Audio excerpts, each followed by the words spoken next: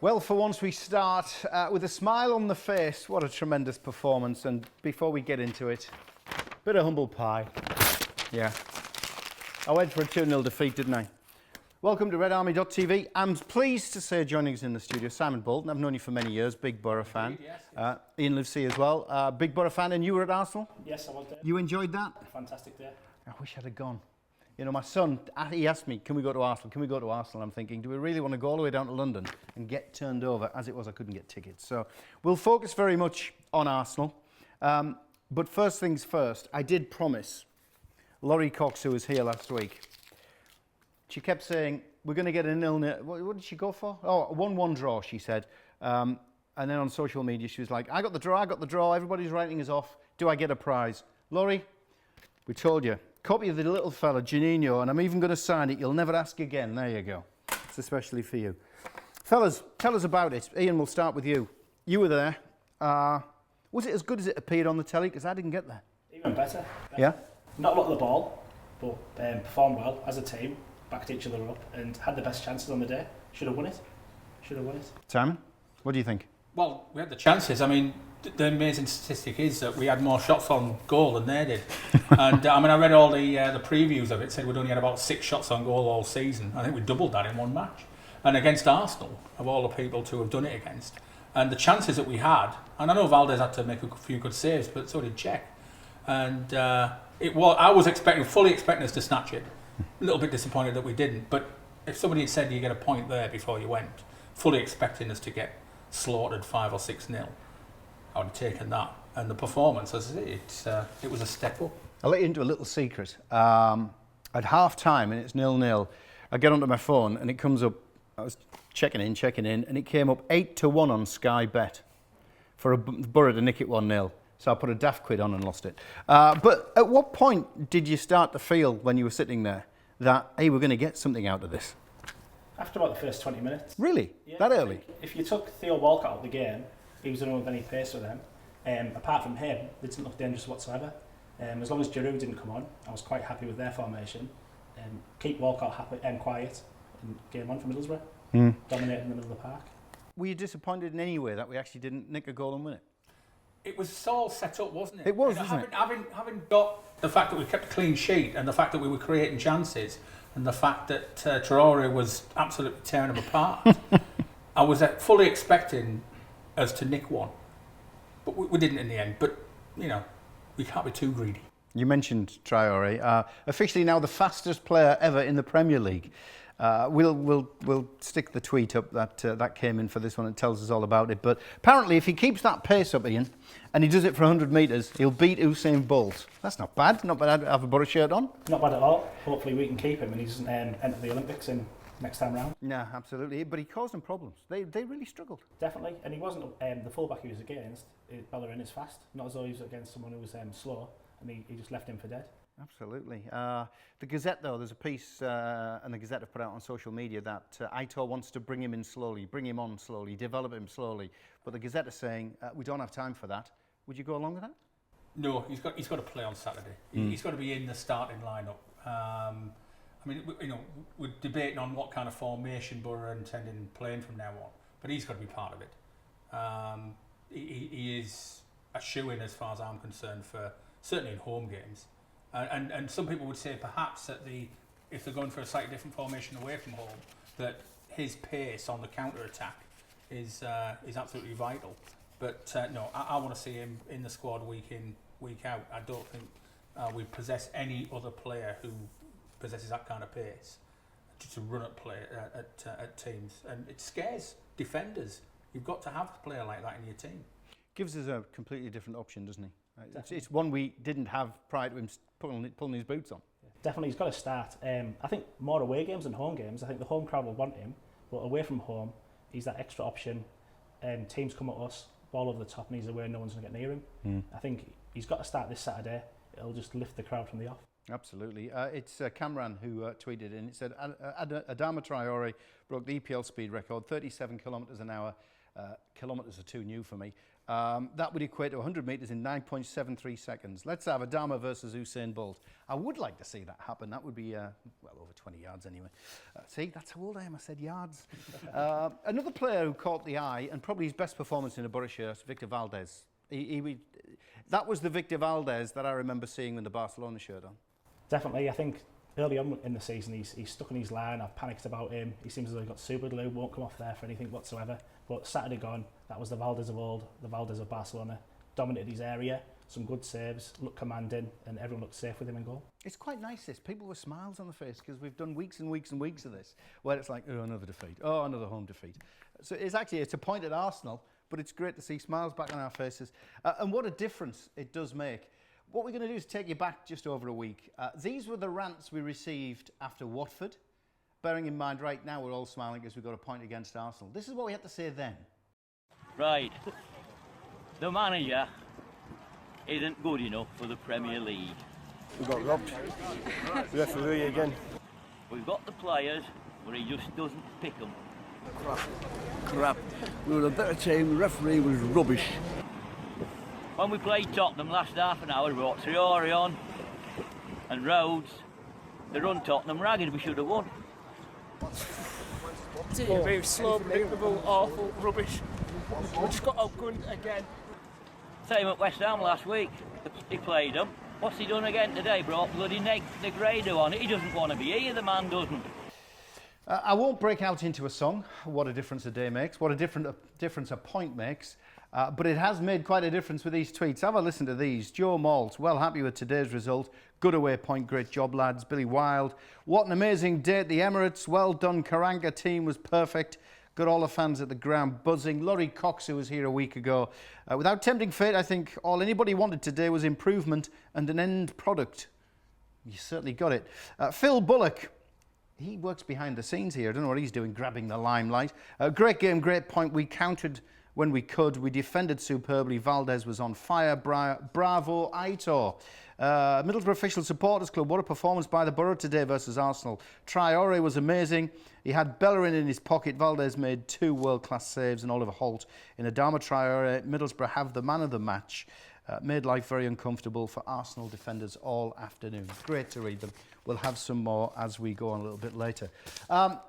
Let's get the housework out the way. Report time.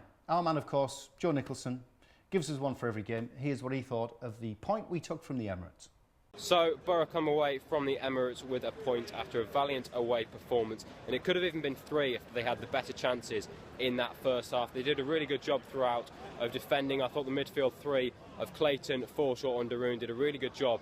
Clayton in particular did a great job of protecting that back 4, and Gibson and Ayala were superb as well, sweeping up the danger whenever the ball came into the box. And Boro's style of defending, hitting teams on the counter-attack, really worked again here away from home. They really had an outlet on the break through Adama Traore, and they had the better chances in that first half. And as I said, they could have quite easily won the game if it wasn't for the Arsenal goalkeeper Petr Cech, who made some great saves from Traore, Negredo and Ramirez in that first half. But Boro defended well, as I said, throughout. Arsenal put the pressure on late on, but didn't really test Victor Valdes too much in the Boro goal. And as I said, Cech was the busier of the 2 goalkeepers. So Boro very compact, very good defensively, and as I said, it was great that they had that outlet on their counter-attack. So a great point. I'm sure a lot of fans would have taken this before kick-off, and hopefully we can move on to Bournemouth next Saturday. Thanks for that, Joe. It is good to see Boro coming back from the Emirates with something. What about the fans? You were there. Ian, what was it like? Tat has sent us a tweet saying, actually what he's done, he's responded to an Arsenal fan's tweet. Tom, the Arsenal fan, said, Middlesbrough fans embarrassed us today. Fantastic support. And Tat's come off the back and said the Boro outsing anyone by a long country mile. What was it like to be part of it? What was the atmosphere like? Superb. 3,000 away fans, tucked away in the corner, never stopped singing from start to end. Fantastic noise. 60,000 Arsenal fans never uttered a word from the start to the end. They were silent completely, outsang them. The word they used in their own tweets was embarrassing. Is that the feeling you get? Well, it is, isn't it? I mean, you're at home. How many do they get for home matches in that massive stadium? 60,000. Yeah, whatever. And if we had 60,000 at the Riverside and we didn't make a heck of a noise, you'd be a bit disappointed. But that's the Boro for you. You know, we can take 2,000-3,000 and we can outsing 50,000 home fans out. It's no surprise, but then again, it doesn't really surprise me with Arsenal because unless they're winning 2-3-0, they just start getting on the players' backs, don't they, and shouting at Mr. Wenger. They do, but the precedent's been set now, hasn't it? Yes, it certainly has. Man City coming up. Let's outsing the Manx in their place as well. That would be fantastic. Question mark over formation. What on earth did Aitor play in? I've seen, no word of a lie, Sky started off saying Boro played 4-3-3. Absolutely not. Then they changed it to 4-5-1. Don't think so. BBC said it was the tried and trusted 4-2-3-1. Don't think it was that either. What on earth was he up to? I think at times it looked 4-2-3-1, but from being there in the ground, it was more of a 4-1-4-1 with the back four, Adam Clayton, the midfield four, and Negredo up front of his own. Would you go along with 4-1-4-1? Sounds like a song. I'd go with one up front, yeah, but I'm not really sure. Well, that'll never really, change. you know, We know that. Yeah, I mean, Aitor's never going to really go for the 2 or 3. I mean, whoever suggested we had 3 up front, I don't know what they've been smoking, but no, it was definitely still 1 up front, but it was anybody's guess as to what that actually was behind it. But, you know, it worked. Well, as I say, whether it's a system that he would employ in home games, and we will still know that he's only going to put 1 up front in home games, and we'll maybe be able to figure it out a little bit more on Saturday. Maybe if he plays that same formation, we can actually analyse it a bit better. But maybe if you've got Traore bombing through, you know, that 1 up front is no longer isolated. Well, there could be some service there. Yeah. I'd like to see him stick in the back of the net, though. Gaston wide was an interesting one. I mean, yeah, he smacked the free kick against the crossbar, but were you surprised to see him lining up in a wider position than normal? Yeah, I expect him to start in the number 10 role, where we used to tried and tested for him, but wide on the left, I thought he had a great game. He's got the ability to beat a man and produce something special. Were you shocked to see Downing dropped and Gaston wide? Downing's played in just about all the games before this, hasn't he? So to see Ramirez playing there, it was a surprise. But again, if you've got to have to have tried something after that Watford game. I think you've got to. They've obviously worked on stuff on the training pitch and maybe looked at something different, and something different was needed. And if he's just trying things out and seeing just what works, then you can consider that a success because it certainly was fairly effective on Saturday. Let's try it out some more, please, particularly against Bournemouth. We'd like to see some attacking stuff at home, I'm sure, wouldn't we, fellas? Let's have a look at the poll. There was a poll we conducted immediately after the Arsenal game. We asked the question, what made the difference to Boro's performance today? That was immediately after the game. Was it the formation? Was it the team effort? Was it individual performances? Team effort came out on top, more than half the votes that were cast, almost 60%. Would you buy into that, Simon, or not? Yeah, there definitely was no lack of effort whatsoever. And you would expect them to raise a game against top position like that because you're not going to get much better than that this season. Spurs at home, though? We didn't do it against them. Second half, we did. Last 20 minutes, last 20 to 25 minutes we did. When Traore came on. Yeah. So maybe he's a key. Is there a clue there? Yeah. Aitor, you're watching?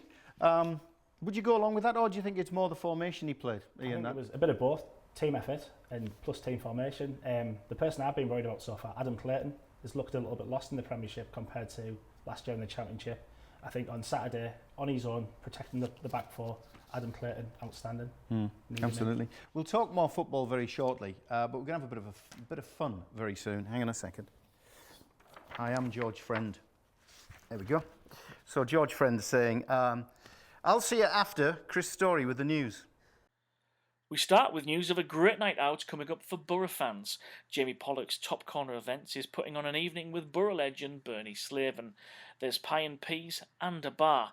The night is at Top Corner on Middlesbrough's Trunk Road this Friday, the 28th of October. The tickets are a tenner and can be purchased via Facebook or call in the venue. An appeal is going out for Boro fans to help a local Boro memorabilia shop.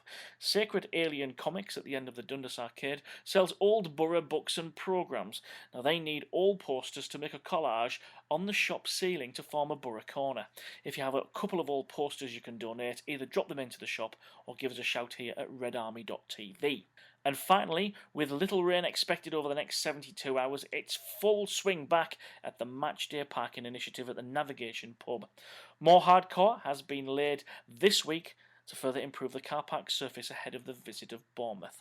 And don't forget, if you have any Boro news, you can drop into us here. It's email studio@redarmy.tv or via social media at Boro Red Army. Well, I got a brand new combine harvester. That's my worst Devon accent possible. Hello, I'm George Friend, and welcome to RedArmy.tv. There is a reason why I'm wearing this mask. I'll give you a clue. Don't know whether you can see that. The Daily Mail. We have Beth Fothers with us. Sorry, we have Mrs. Friend with us. That's better. It was fantastic. So you were all over you weren't just all over the papers. The radio had you. The TV's now got you. You were, was it in the radio or the newspapers in Devon? The newspaper in Devon. How the hell did the Daily Mail mix up you and Mrs. Friend?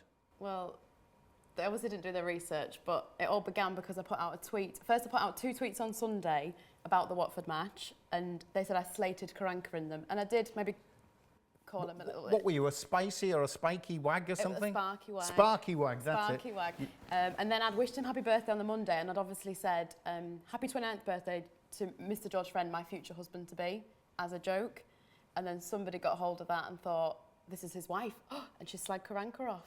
So let's make a story. National newspapers, Yeah. getting it wrong, never heard of that before. But there was a bit more to it, wasn't there? Because there was a nice photograph of you and George. A selfie of us together, It was a selfie, and that's obviously what they've taken as to be, photograph of Mr. and Mrs. Together, yeah. What's it like to be Mrs. George Friend? It's fantastic, Is it? Yeah, I just wish it would last forever. There's probably about another 800,000 I women know, would like to be in your every woman position. in Tayside wants to be. So we were thinking about honeymoons, because obviously we didn't know you hadn't got married yet. So where are you going to take him on honeymoon? Oh, I think I'll have to go to the Maldives or something like that. Oh, yeah, the Premier League footballers' honeymoon.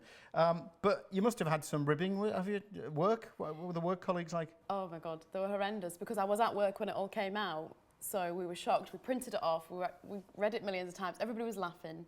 And then they were all saying that I'm going to need security to get in and out of the hospital. I need to put big sunglasses on. They were all asking me for my autograph, and they've pinned up the paper in the unit where I work, and they've told me to sign it saying, love from the Sparky WAG.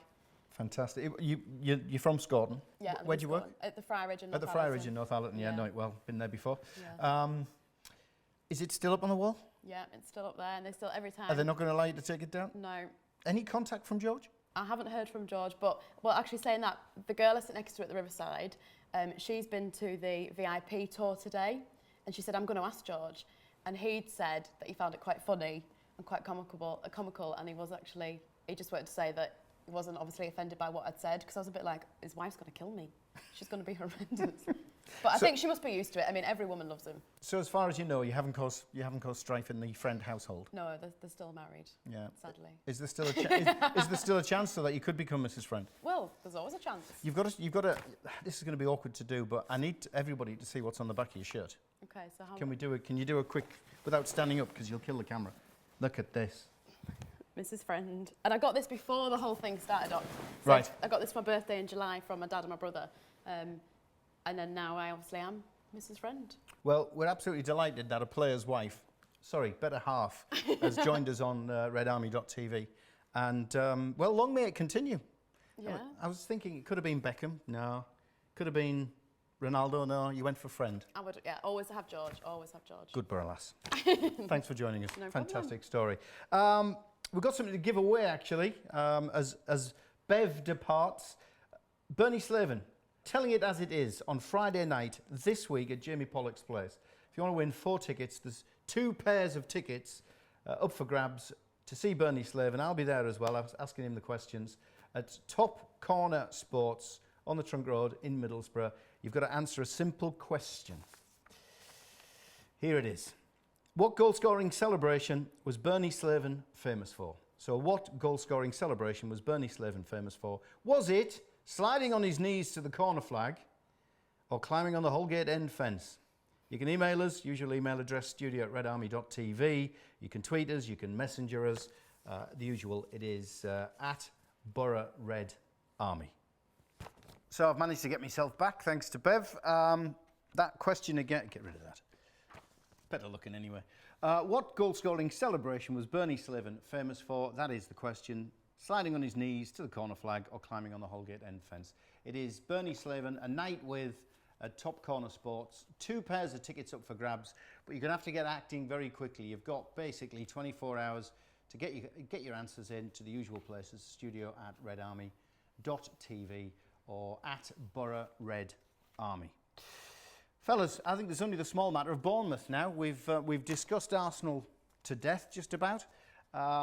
Bournemouth, they can score goals for fun. Mind you, they haven't done it that much this season. They did stick 6 against Hull. Are you concerned about the firepower, Simon, or do you think this newfound belief in the Boro is going to be enough? It's a bit of a hard one, isn't it? We've certainly got to we've got to get a win eventually at home. And yeah, or we're down. Yeah, that's it, simple as that. But against them, you are looking at it and thinking that it is a sort of team really we should be grabbing 3 points against. And yes, you know they've done extremely well since they came up, really, haven't they? I mean, they were a good team when we played them in the Championship 2 years ago, and they've done really well with the resources they've got to stay up. And you know you can't take them lightly, but we've got to be going for it on Saturday. And 2-0 possibly. Well, hold your prediction, because I asked you for them at the end. Ian, we dropped points against Stoke, we dropped points against Palace, we dropped points against Watford. 8 points in those 3 games. We have to win, don't we? It's a must. These are the teams we've got to beat if we're going to stay up. Same formation, but I'd make a couple of little tweaks to personnel. Do you think he's brave enough to do the same formation at home? A bit more pressure on, isn't there, when there's 29,000 people watching him? I think he's brave enough to do whatever he wants. If you can predict him, you've got more chance of winning the lottery than predicting Karanka's formation on Saturday. But I think same formation, but more attack-minded. Traore in from the start. Please, Aitor, from the start. I'm sure that's what well, everybody going will be wanting to see him, won't they? It'd be a huge disappointment if we got there and found that he wasn't in the starting 11. I think it's got to be. I think after the attention he's had, after the way that he lifted the team, after the performance against Arsenal, to then not put him in against Bournemouth at home when we're crying out for a player like him would be criminal. And I would be amazed if he wasn't starting. So I think he's a shoo-in. That means he'll be on the bench. Just to wrap up some tweets here. You remember Bev Fothers? Does that name ring a bell? This is on the back of the Arsenal game. Taking a point, celebrating. Huge point needed by the team manager and the fans. The players were amazing. Good one from Bob Mortimer. Somebody contacted us during the week and said, can we arrange it for Bob Mortimer to be the club mascot, carrying a rolled up carpet out at the riverside? Bizarre as Bob. 1 million acres busted. We were magnificent. It's great. It's absolutely fantastic to see all this positivity. And just before we get your predictions, Graham Bandera, the artist extraordinaire, the week of a Boro fan. We'll stick it up on the screen for you. Can I say this? Monday. This is not after Arsenal. We're crap. I didn't use the exact words he used. Hashtag anger. Tuesday, okay, maybe not that bad. Hashtag reflection. Wednesday, there's hope. Hashtag positivity. By Thursday, well, we could nick a point. Hashtag believe. And by Friday, we're going to stuff them. Hashtag delusion. Thanks for that one, Greg. Fantastic. Sorry to nick it off your tweets. But that's what it is for the Boro. We've got a point. We played well at Arsenal. So an absolute shoo-in. 2-0 victory I'm going for. I'm nicking your result. Well, I've just said that, so I'll stick with that as well. Yeah. Negredo has got to score eventually, I think. I'd like to see... I mean, I think everybody would like to see him paired up with Traore at home, feeding him and bagging a couple of goals. Or Traore scoring himself, or anyone, really. Just anyone get a couple of goals, that'll do. Ian, what's your prediction? 3-1. 3-1. To the Boro. One from Jordan Rhodes. Oh. From the bench? From the bench. Okay. Well, I was going to be a brave shout saying he's going to start. So 3-1, 2-0, 2-0. Everything's looking rosy in the garden. Gents, thank you very much for joining us on the couch, on the Boro Red couch, as the Vic's now calling it. And thanks to Bev for coming in too. We will catch you after the Bournemouth game with an enormous smile on our faces, because it can be our first Premier League victory at home in quite some time. See you then. We are family! We are family! We are family! Boro! Boro! Boro! Boro! Boro! Boro!